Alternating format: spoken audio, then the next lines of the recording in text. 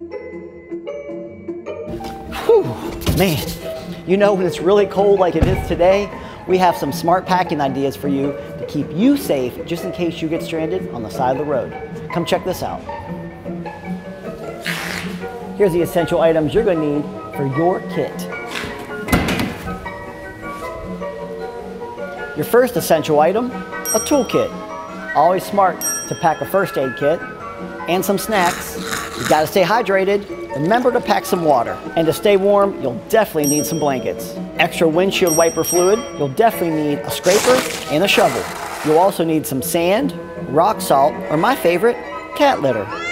A pair of gloves, a flashlight, and lastly, some really good coffee. Now, as you can tell, these are all the essential items you'll need to keep yourself safe and warm if you happen to be stranded on the side of the road in severe cold weather. All this looks good, Dave, but what's this? Oh, come on, man. Everybody needs some single origin coffee in case of emergency. I guess some people don't enjoy some good coffee. There's one more essential thing you're going to need. Some good company. Who knew? Hey fellas, that's my line.